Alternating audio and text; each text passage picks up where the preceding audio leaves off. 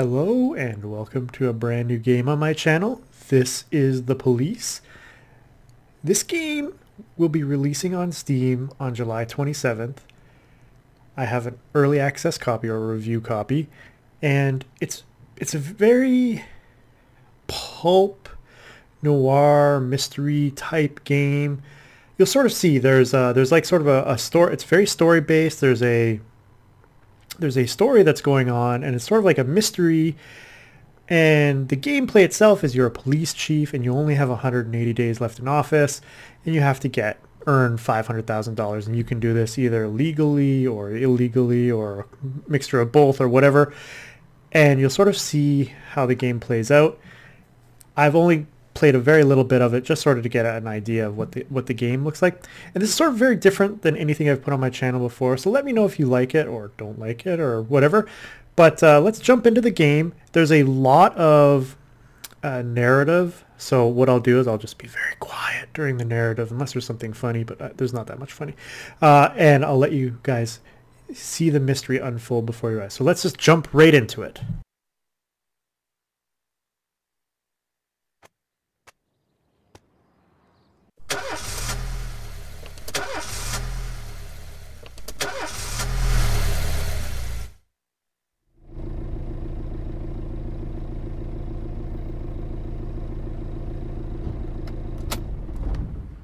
When I was a kid, my father sometimes told me at bedtime that if I closed my eyes and didn't open them for a long time, all the demons would blow away.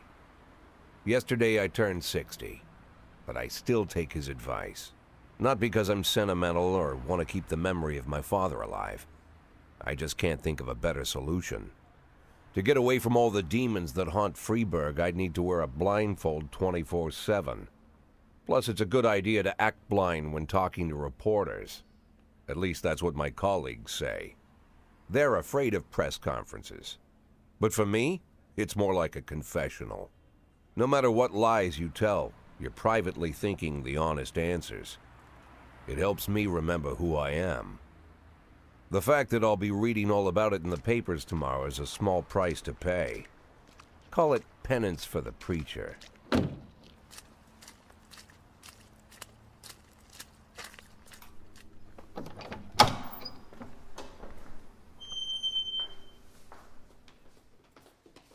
This is the first time I'm afraid of those answers my mind has given me. Not because I'm mad I'm losing my job. Though it's true, I'm mad as hell. Not because I subconsciously blame everyone else. Though I damn sure do blame them. And don't even ask me what my next move is. I can't imagine. But even that doesn't scare me. The worst thing is, I know I'm gonna have to do something. And I'll be damned if I know how far I'll go. I may have a lot of vices, but predictability isn't one of them.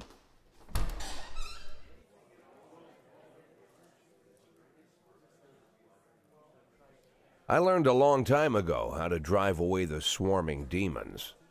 But what do you do when they're trying to rip your soul from your skin? Shutting my eyes tight as I can. The best solution remains the same: play blind. I just hope the reporters think I was blinded by the camera flash.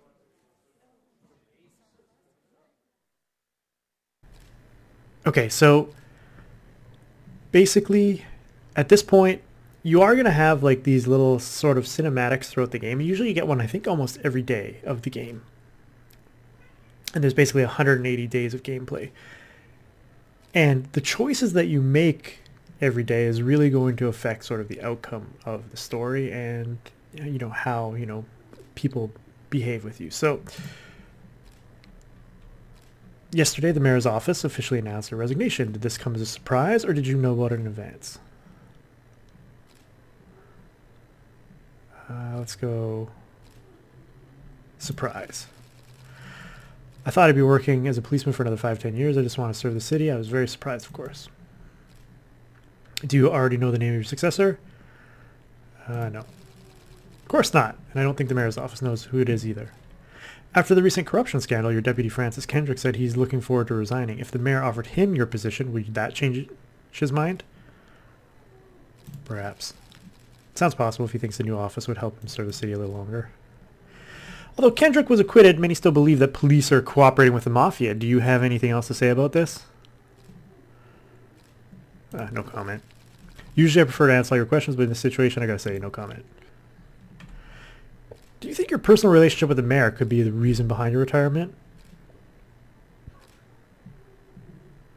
Possibly. It's often difficult to say what guides policy decisions. Thank you. How's the back today, Mr. Boyd? Same as usual. How did the press conference go? You can read about it in the newspapers tomorrow. Don't let anyone in. Even Mr. Kendrick?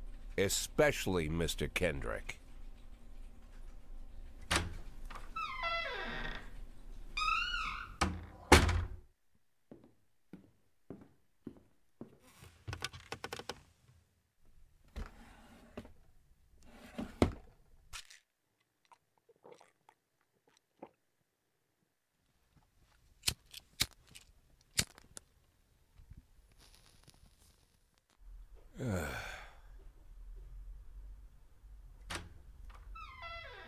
As soon as I heard the door creak, I knew what face I'd see.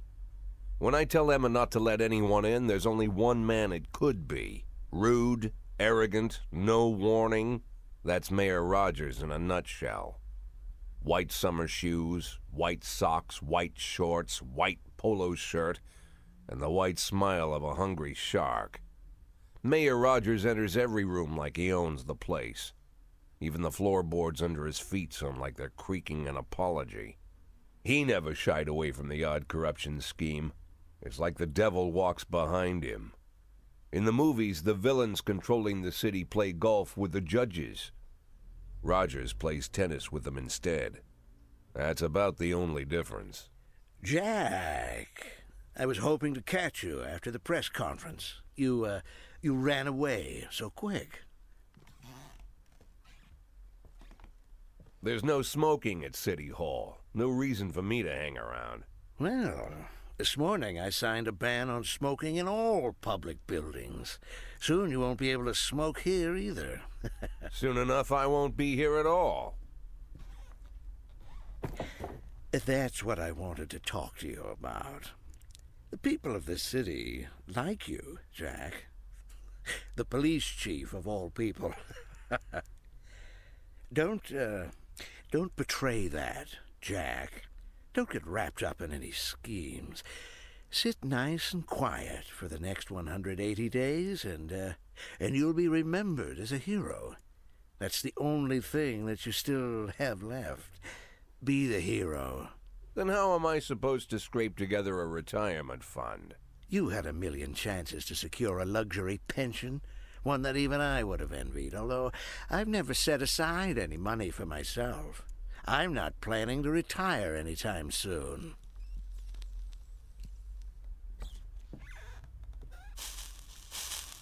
"180 days of quiet, Jack.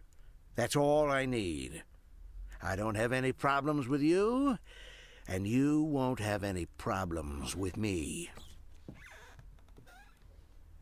I have a new assistant, Troy Starr. If you have something to tell me, call him. But try not to bother him. He's a busy man." I'll do my best. And quit smoking up the office. One of my friends will be using it soon.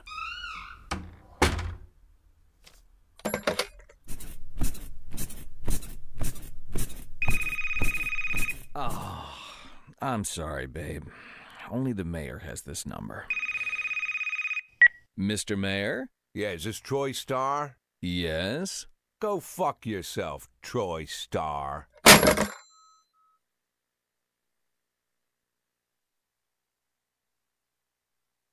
Welcome to day 2. So basically, every day there probably is going to be a little cinematic. They're not all that long. The intro one is the longest. And every day there's a series of headlines on the papers. Head of Culture Department owns villa in Italy. Francis Kendrick could replace Jack Boyd. Cleanliness of city streets increased by 20%. So every day we go to work. Car barely starts. Expect one day it's going to blow up. Cops don't use the police station cafeteria anymore. There's some kind of stigma against sitting shoulder to shoulder with your partners. Everybody just takes snacks from the machines or grabs a meal and hammers it down in the corner like a vulture on a corpse. The main thing? Don't look into anyone's eyes. Could be construed as an invitation to sit together. The only people eating here are ghosts.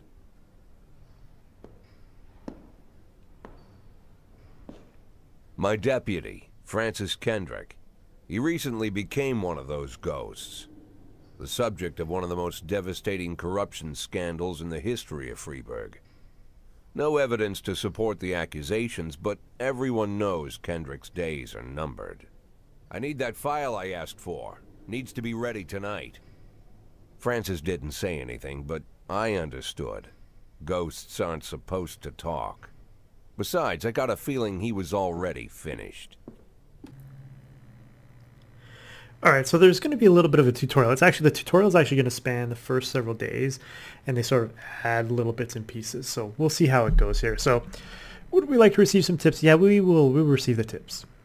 I'm a 60-year-old police chief a few months away from retirement. I don't need anybody telling me how to do the job. Let's keep the tutorial going for now.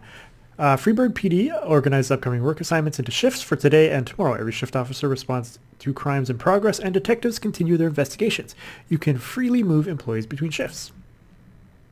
All officers and detectives possess several important characteristics. Professionalism shows the overall efficiency level of your policeman. That's this year, I believe. Figure around 150 is considered average. Any policeman who falls short of this mark is not entirely reliable, while those whose professionalism is considerably higher than average are a safe bet, even in a pinch. An individual's level of professionalism may rise and fall over the course of their career. Energy shows how tired their police are. The less energy people have, the less reliable their work as a policeman. And a policeman who's exhausted might fall asleep at the wheel or make a critical error on the job. Employees lose 1 point of energy after each working day and restores 1 point after each day of rest. Your employees don't tell you everything. Some additional characteristics are hidden from view. For instance, some cops are lazy and will come up with any reason they can think of to take the day off, while others like to drink too much. You can only guess about these things, but you should be able to draw your own conclusion based on the behavior of your employees. So basically, this is my staff. These ones are above average, and these ones are below average. 5. Oh, jeez. And a couple of detectives. And this is shift B. So we're going to start the day.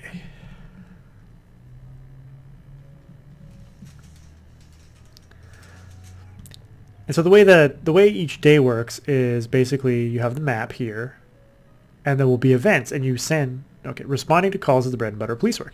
You just send your officers to the crime scene before the timer expires. The mark on the map shows where the call came from. The farther away the destination is, police station, the longer it will take your officer to travel back and forth, so the longer your people will be tied up and unavailable for upcoming work. So you basically have limited resources, and you have to send people to call. So there's a hit and run over here. These way to determine how difficult a task is might be to check how many units are allowed to send to the call. The more units you can send, the more serious an alleged threat. Particularly risky missions give you the option of sending SWAT, but they must be accompanied by at least one officer.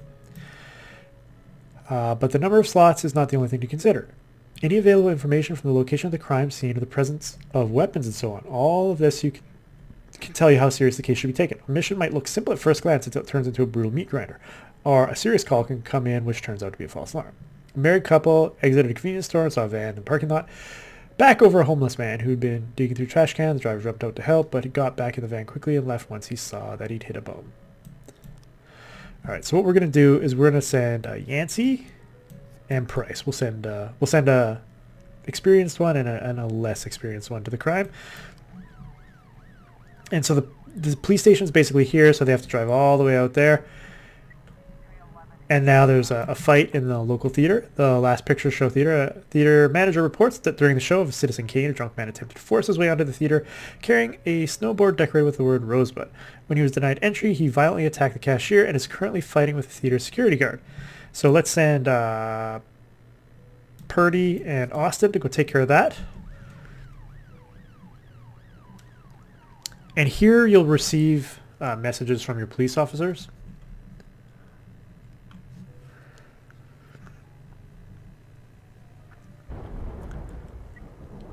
Okay, so here's the hit and run report. When everything goes well, the police capture the criminals and nobody dies. But the fact is, sometimes the criminals manage to escape. But try to avoid any dead cops or civilians. Dead cops will hurt your roster, and dead civilians bother the mayor even more than the living ones. So we caught the offender. Officers are unharmed. And so they gain competence, basically. And I believe this is our money total. So this is... I don't know why we get money. It must be bonuses or something. Offender caught. Okay, good. And so they'll come back. And then once they get back to the station, they are available again to send out. Now we've got an armed robbery. 3 teenagers armed with a shotgun have robbed a videotape store and made off... Videotape store. This must be real early days. And made off with their whole collection of adult movies. The criminals fled in a car, but the store manager wrote down the car's license plate. The owner is one Janet Brown, who lives in the suburbs. All right, so we're going to send Kachi and Subaki there because they're the only ones left at the station. So now we have another call come in, and now we just got Yancey back, so we'll send Yancey and Price out to this one. A brother and sister clash with each other over the deceased father's will. According to the lawyers, we don't dare separate them. The hospital guard is off duty tonight. And so if we get another call, we don't have any officers. You can't send anybody, so that could go poorly. But we're actually we've got 2 officers. We got Purdy. She's Purdy. Oh, and now we got Ghetto. Assault. A passerby saw some teenagers attack an elderly musician, then run away with his guitar and money. Okay, we'll send Purdy and Austin. We'll check that out. When your cops aren't sure how to proceed, they might contact you and ask how to handle the situation. Try to deal with whatever comes up, but don't waste your time on this stuff. You have plenty of other problems on your plate. The vehicle in question is parked right outside the Brown residence. The sounds of moans, loud laughter can be heard through a living room window. Turn on the siren and loudspeaker and shout that the house is surrounded. Sneak into the house through an open window and knock on the door. Open up, police. Let's sneak into the house. Armed robbery suburb. Alright, so they basically took care of it. Offender escaped. Officers unharmed. So they lost competency because the offender escaped.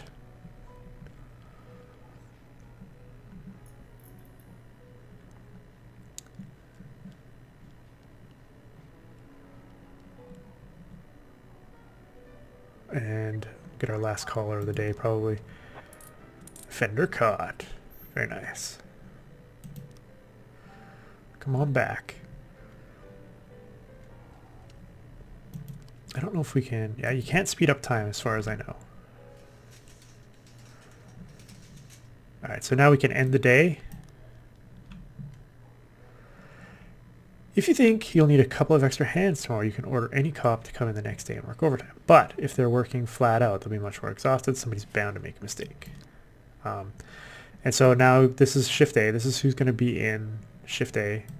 And this is shift B, which we just ran. So what we'll do is we'll just end the day. Used to be when I asked Kendrick to stay late at the office, he liked to grumble and crack wise. Nowadays, he doesn't have the strength for it. Slumped shoulders, blank stare, wrinkled skin. The past few weeks, I don't hardly recognize my old friend. In his younger years, he reminded me of a gallant royal officer in an old Kipling story. Kendrick isn't just crumbling under the weight of the public pressure, but from the shame of it all.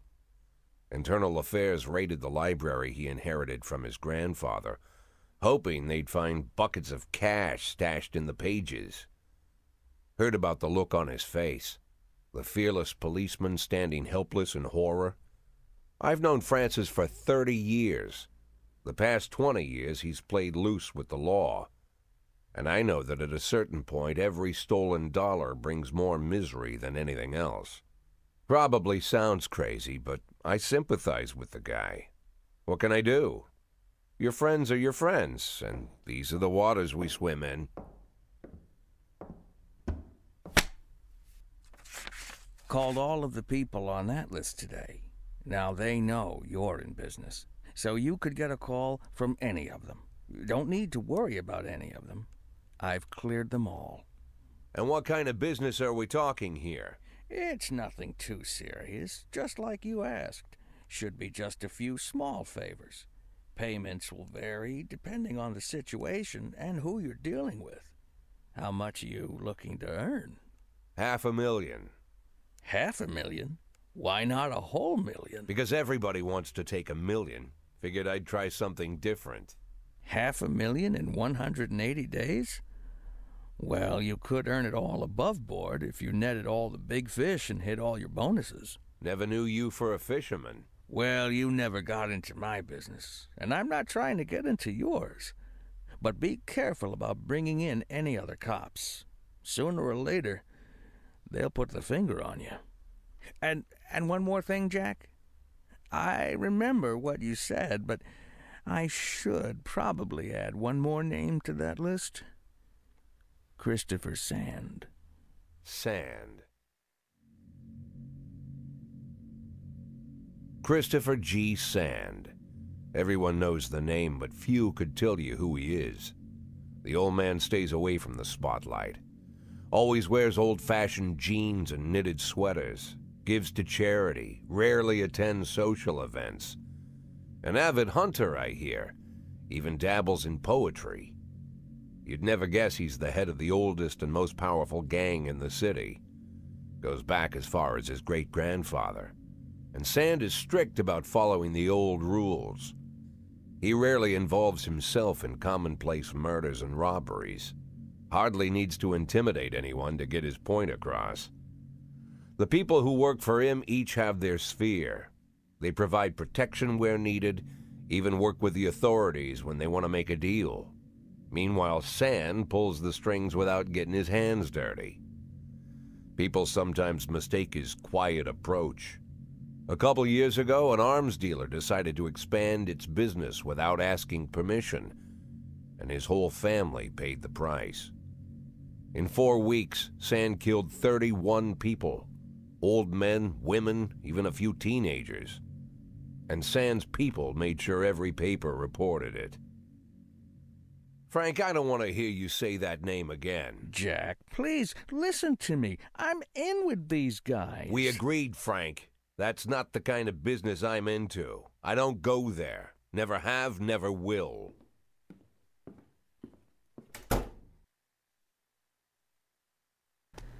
Day 3.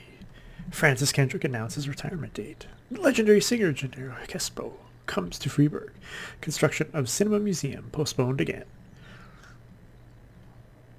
We'll do one more day, I think. Go to work. Our card didn't explode yet. It's a good sign.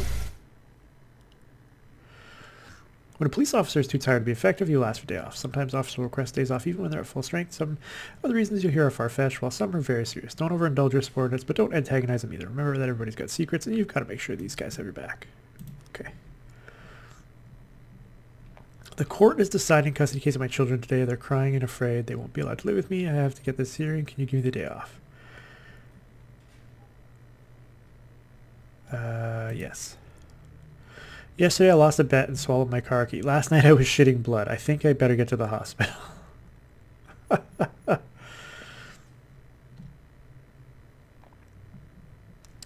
Yes, but come in tomorrow. In addition to the performance ratings, police officers also possess rank. Employees with the lowest rank can be under the lowest rank and can be elevated in rank with 1, 2, or 3 stripes. Once a week, you can pass out stripes and improve the rank of an employee. If you think that no one is worthy of the honor, some weeks you can postpone the ceremony to later. Insignias won't go out until your people are ready.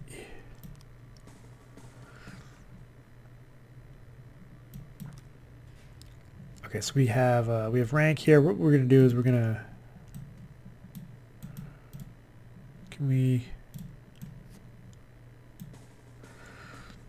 We're gonna give him a rank. We'll actually give him 2 ranks. It'll improve his competency. Let us start the day. Freeburg isn't one of those cities where you listen to what they say or nothing at all. You can always select a song from a collection and play it at any time, just like in real life. Well, the life of your grandfather. Go listen to Chopin. What else we got here? Can't tell what that is. Let's try this. Sweet Ginger Green, Ragtime 5. Sounds good.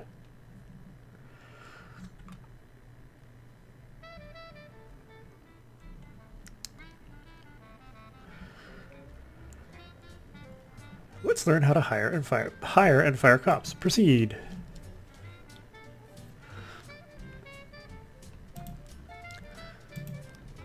Okay.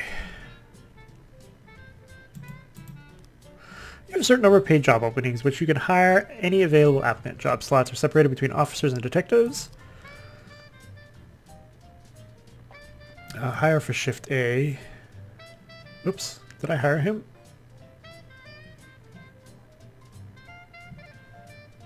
Okay, I guess I did.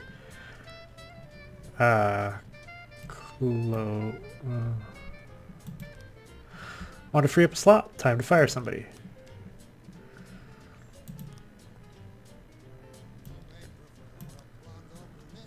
If you have legal grounds for termination, no one will ask any question. You might need to fire them anyway, legality be damned, but that could land you in additional proceedings, and other staff will become more worried about their job security, and then they are doing about their jobs. And another way to free up a slot is to have a police officer killed, but that's not really a valid option, right?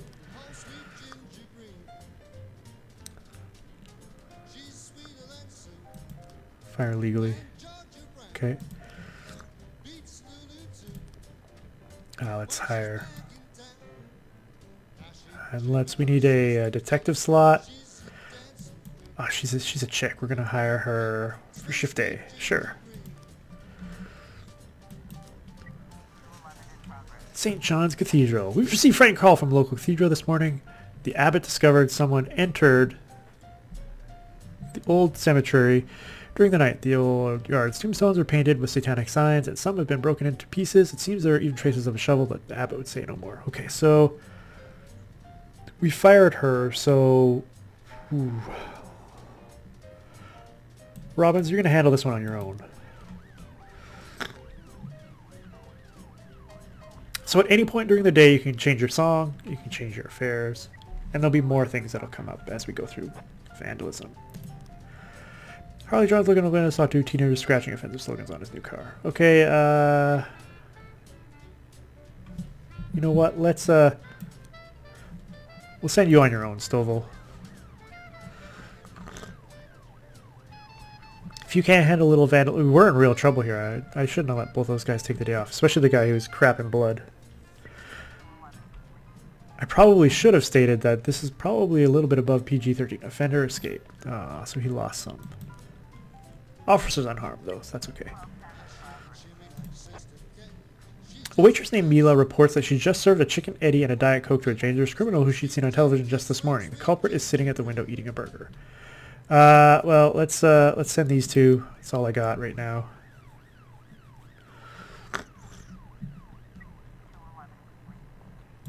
Vandalism. Way to go, Stovall. That's why I promoted you, buddy. You're my guy. You're my guy.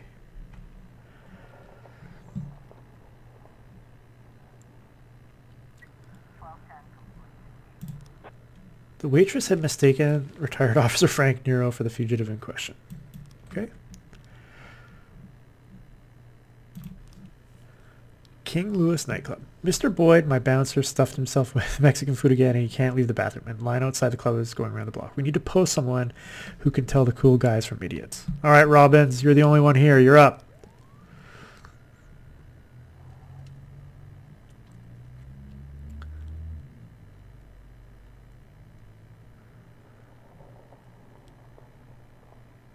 I hope I can trust you, buddy.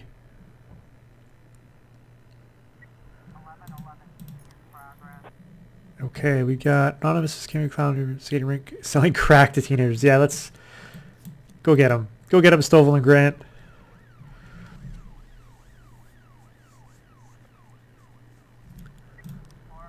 Sorry, Chief Boyd, but I quit. In one night, I earned more cash I get in a month working for the FPD. Mr. Sorkin said he wouldn't mind taking me on. I guess I just wasn't cut out. Oh, you bastard! I made some cash, but... Okay, let's go here. We need to... Let's hire... Shift A.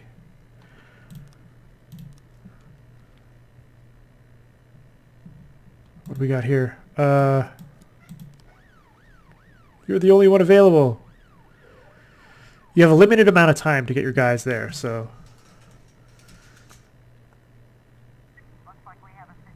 As police arrive, a clown is seen making balloon animals with him. Carefully watch the clown from the stands. Cover up in a raincoat. Pretend to be an illicit customer.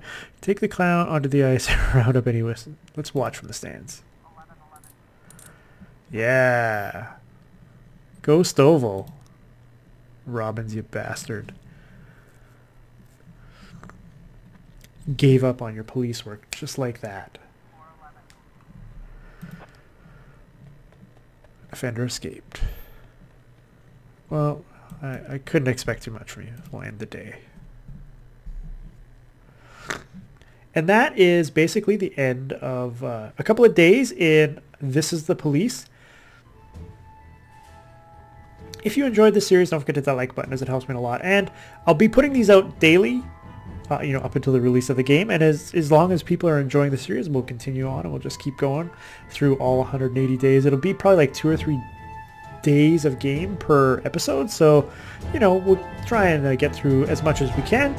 But yeah, I hope you've been enjoying this series so far. If you have, don't forget that like button, and until next time, Delgar out.